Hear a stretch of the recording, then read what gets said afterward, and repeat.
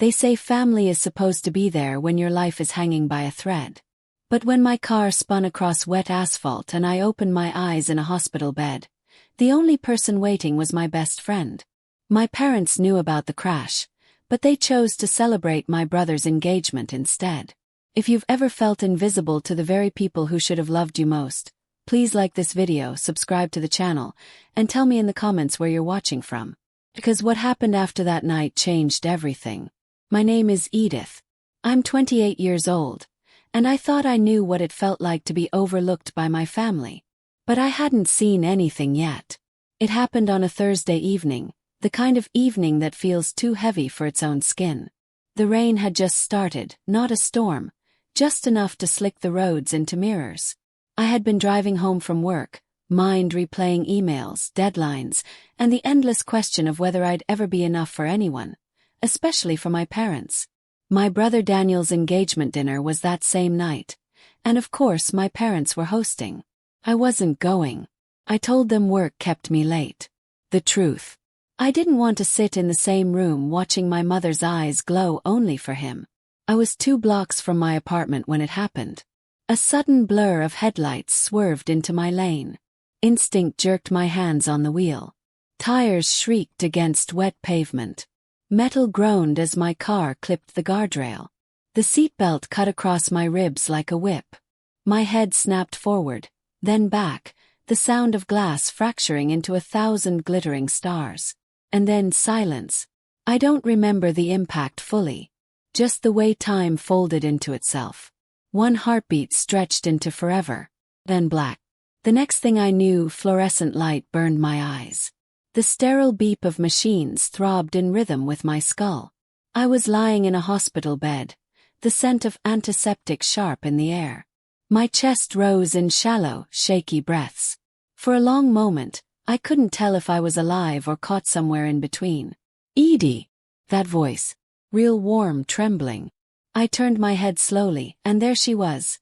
Laura, my best friend, her hair pulled back in a messy bun, eyes swollen from crying. Her hand was wrapped tightly around mine as if she could anchor me to this world by will alone. "You scared me half to death," she whispered, her voice breaking on the words. "But you're okay. You're really okay." A doctor stepped into my line of vision, clipboard in hand. He spoke calmly, professionally. "Miss Hayes, you've been in a motor vehicle accident. Mild concussion, some bruising, but nothing life-threatening. You'll need to stay overnight for observation." I blinked, trying to piece everything together. My parents. The question was out before I could stop it. Did someone call them? The doctor hesitated, a flicker of something unreadable in his eyes. "Yes, we reached them. And..." My throat tightened. "They said they were aware. They would check in later." I stared at him, uncomprehending. "Later?"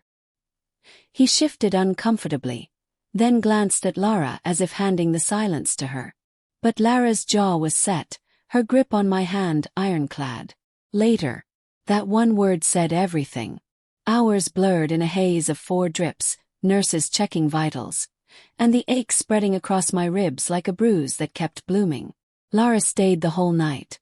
She brought me water, adjusted my blanket, even argued with the nurse to let me have ice chips when my throat grew dry. She should have gone home to rest, but she refused. Meanwhile, my phone remained silent on the bedside table. No messages, no missed calls, no frantic motherly voice asking if I was okay. No father's clipped concern. Just silence, thick and heavy. I closed my eyes and for a moment, I imagined how different it could have been. A mother rushing into the ER. Hair still perfect but eyes wild with worry. A father gripping my shoulder too tightly. His way of showing fear. A brother promising, "Don't scare us like that again." But when I opened my eyes, there was only Lara's tired smile and the relentless beep of machines. That was the moment I realized. Family doesn't always show up. Sometimes they don't even try. As the night deepened, rain tapped against the hospital window like a metronome. Lara eventually drifted into a restless sleep in the chair beside me, one hand still wrapped around mine. I lay awake, staring at the ceiling tiles. My body ached, but my heart ached more. I knew Daniel's engagement was in full swing. I could almost hear the laughter, the clinking glasses, the congratulations echoing through our family home. My accident hadn't paused their celebration. It hadn't even registered as important. And in that sterile room, bruised and bandaged, I understood something with chilling clarity. I had always been the afterthought, the forgotten daughter, the one they could set aside without guilt. But maybe, just maybe, this time would be the last. The beeping of the monitor kept rhythm with my thoughts that night. Every pulse seemed to echo one truth. They knew, and they chose not to come. Laura sat half asleep in the chair beside me. Her hand still curled around mine. Her loyalty was a warm weight, but the emptiness left by my family's absence was colder than the fluid dripping into my veins. I stared at the ceiling and let memories unravel. Memories that suddenly made the present feel inevitable. I was 10 years old again, standing in a school gymnasium, clutching a second-place ribbon from the spelling bee. My mother had smiled for a photo, then leaned down and whispered, "Daniel would have one first." 12. I played violin at the spring concert. I scanned the crowd for my parents. Halfway through the performance, they slipped out. Daniel had a soccer tournament across town. I bowed to polite applause, my chest hollow. At 16, I baked my own birthday cake. My parents and Daniel were gone for his debate championship. They left me a card on the kitchen counter. "Don't be mad, sweetie. We'll celebrate later." We never did. Had always been Daniel first. His goals, his wins, his milestones. My achievements were nice, but never headline material. My parents didn't mean to wound me, at least not openly. They would say things like, "You're so independent, Edith. You don't need us the way Daniel does." But underneath that compliment was the truth. I was easier to ignore. That pattern, repeated enough times, carves itself into your bones. You stop asking for more. You stop hoping. You learn to accept crumbs as if they were a feast. But lying in that hospital bed, bruised and trembling, I realized I wasn't 10 anymore. I wasn't 12 or 16. And I wasn't okay with crumbs. The night passed slowly. Nurses checked on me, adjusting the flashing lights in my eyes, asking me to squeeze their hands. Each time I answered, obedient and tired. Each time I hoped that maybe, just maybe, the door would open and my parents would rush in, excuses tumbling from their mouths. But the door stayed closed. At dawn, I reached for my phone. Maybe there would be a message. Voicemail. Something. My hands shook as I unlocked the screen. There were notifications, yes. But not from them. Daniel had posted a photo. He stood at the center of a crowd, arm wrapped around his fiancée. My parents flanked them, grinning, champagne glasses raised high. The caption read, "She said yes. Life is short, celebrate every moment. #engaged, #family first. Family first." I stared at the words until they blurred into static. My accident had happened hours before this photo. They knew. They celebrated anyway. And in that moment, the dull ache in my ribs deepened into something sharper.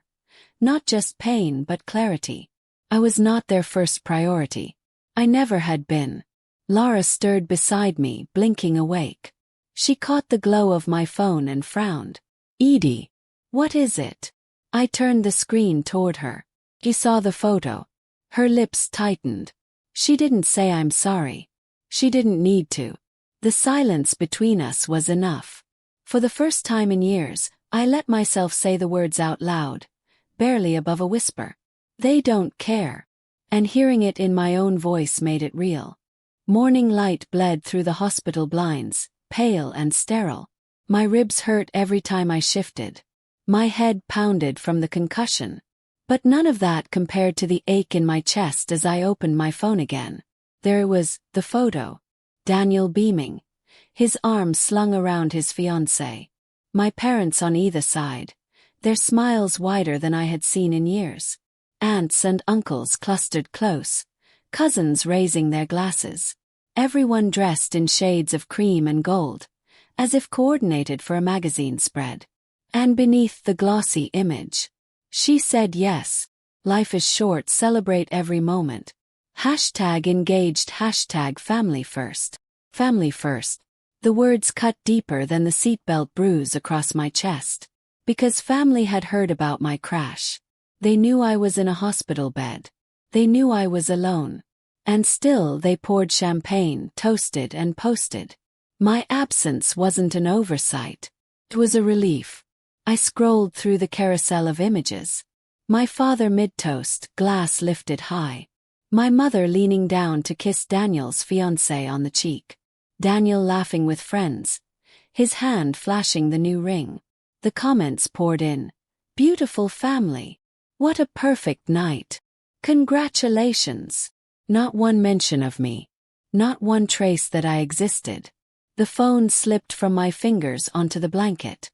I stared at the ceiling tiles, trying to blink away the tears burning behind my eyes. But they came anyway, hot and heavy. Lara reached across, picked up my phone and saw the screen. She didn't speak. She didn't need to.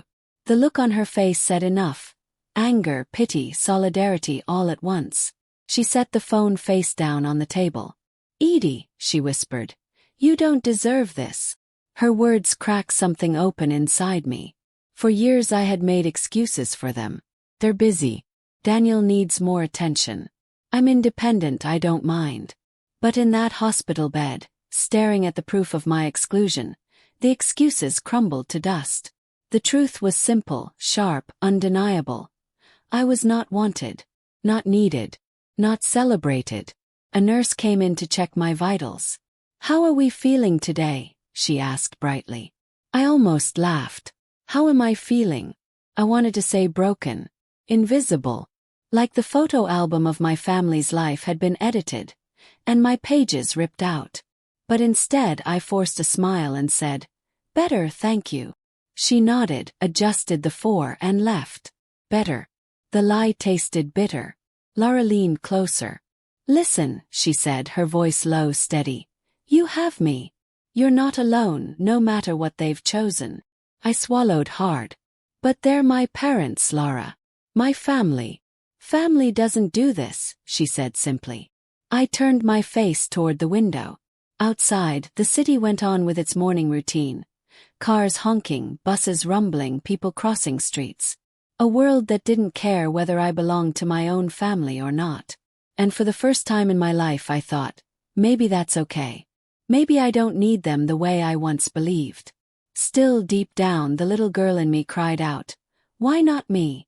Why was I never enough?"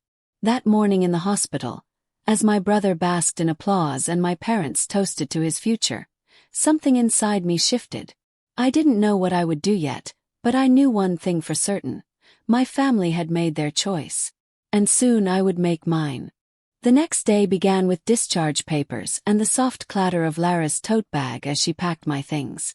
She had stayed the entire night again, fetching coffee for nurses, fluffing my pillows, making sure I didn't feel the cavernous emptiness that my family had left behind. "You're free," the nurse said with a smile as she unhooked my 4. "Go home, rest, take it easy for a week or 2. No driving until the doctor clears you." Free. The word tasted strange. I wasn't sure I'd ever felt less free, trapped instead in the knowledge that my family had chosen celebration over me. Lara steadied me as I slipped into my shoes, ribs aching with every movement. We laughed a little at my wobbling, awkward humor to mask the heaviness between us. And then my phone buzzed. Froze. The name on the screen made my heart stutter. I swiped to answer, breath caught in my chest. "Edith, darling." Her voice was light, cheerful, as if nothing had happened. "Are you leaving the hospital already?" The casualness hit harder than the crash. Not "Are you okay?" Not "How are you feeling?" Not "I'm sorry we didn't come." Just already, like my recovery was inconveniently fast. "Yes," I said flatly. "I'm being discharged." "Oh good. That's such a relief. Yesterday was so hectic. You know, Daniel's engagement. We didn't want to disrupt things. You understand, don't you, dear?" I closed my eyes, gripping the phone so tightly my knuckles ached. Lara watched me, concern etched across her face. "Do I understand?" That my accident, my body broken and bruised, was less important than a party. That my parents chose champagne over showing up for me? No, I whispered, though my mother either didn't hear or chose not to. She kept talking, her voice smooth, practiced. Anyway, I'll check on you later this week. Maybe you can come by for dinner when you're feeling up to it. Daniel and his fiancée would love to see you. Dinner. Like nothing had happened. Like I hadn't almost died on the side of the road. Mom, I'll call you, I said, my throat tight. And I hung up before she could say another word. Laura touched my arm gently. What did she say?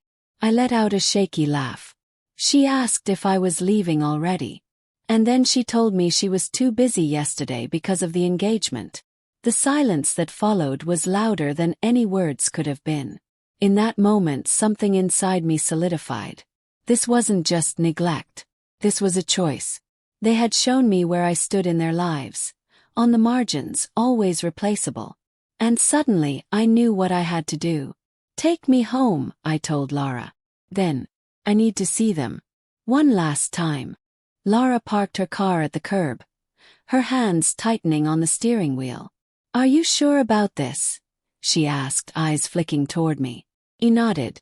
If I don't face them now, I never will. The driveway was full.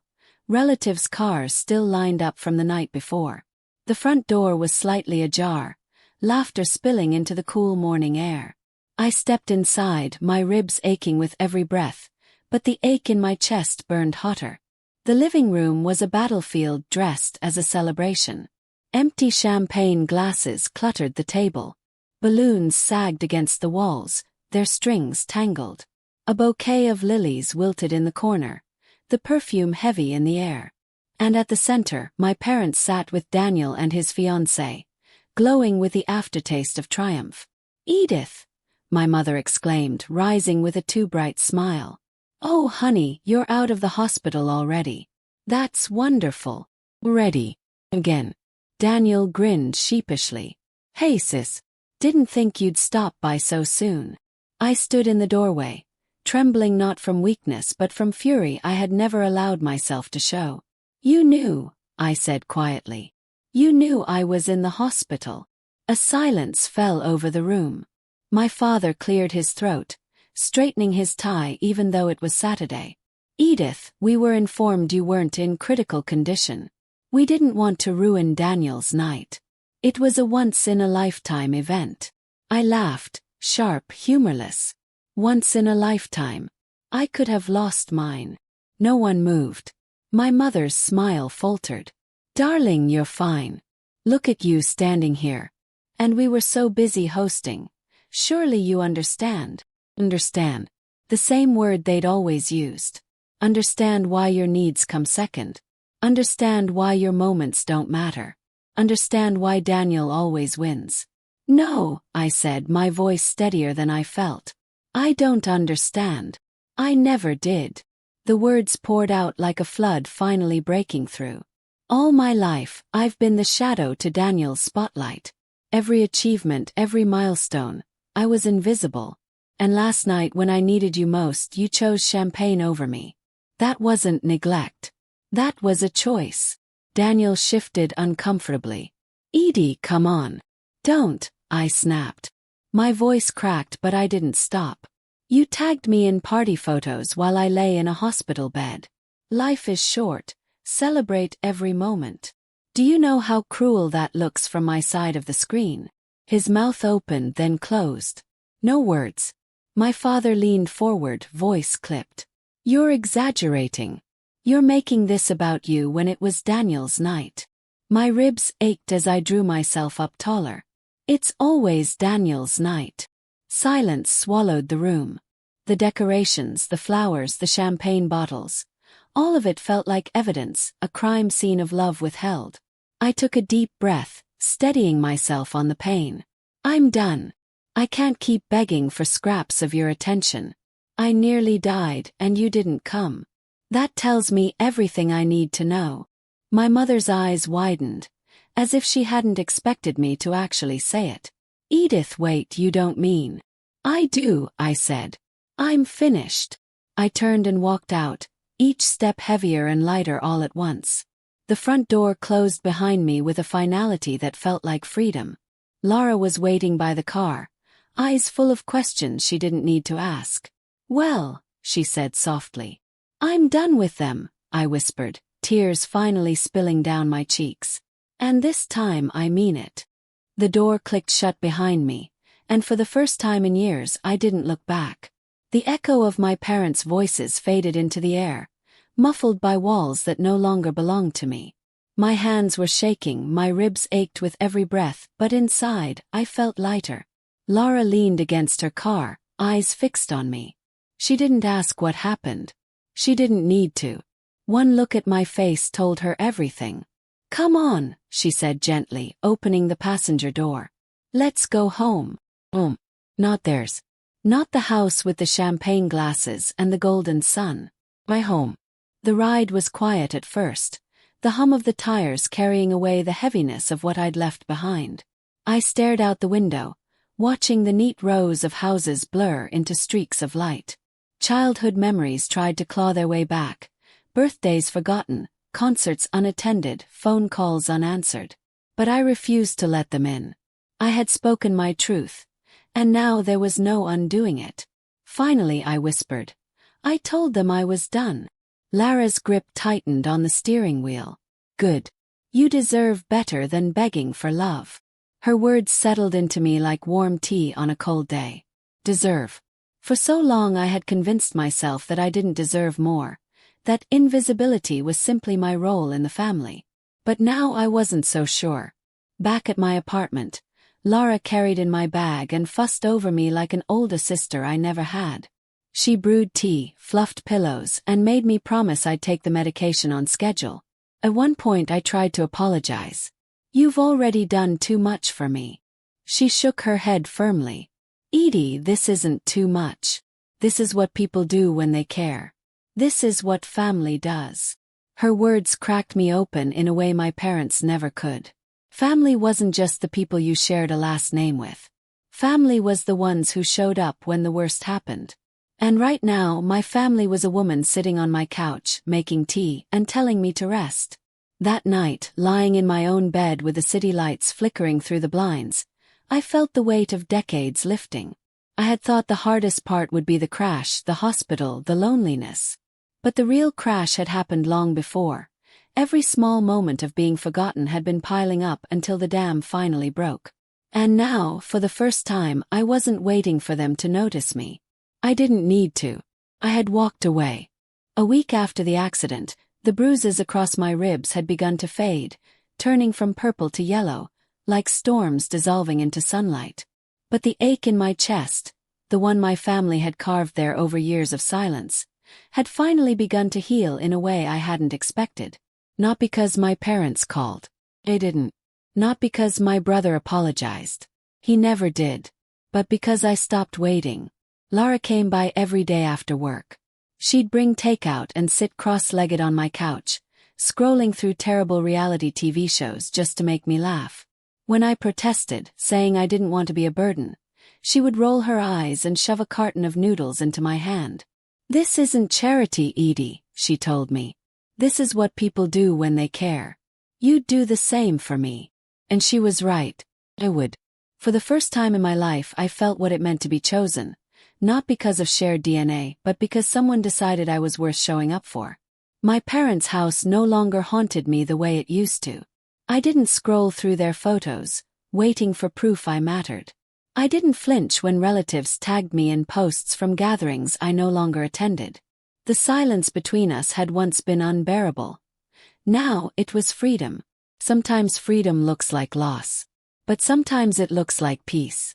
One evening, as Lara and I sat on the balcony with mugs of tea, she nudged me gently. "So, what's next for you?" I smiled, a real smile this time. "I think I get to decide that, finally." Without waiting for their approval. The city stretched out before me, alive and indifferent. And for once, that indifference didn't scare me. Because I knew I wasn't really alone. The truth is, I didn't survive that crash just to keep living the same life. I survived to start a new one where love wasn't rationed, where presence mattered more than promises, where family wasn't defined by blood but by choice. And that choice was mine. I woke up alone in a hospital bed, but I didn't stay alone. And if you've ever felt abandoned, know this. You are allowed to walk away. You are allowed to build something better. Sometimes family isn't who you're born to, it's who you find along the way. So tell me in the comments, who would show up for you when no one else does? Because those people, trust me, they're your real family.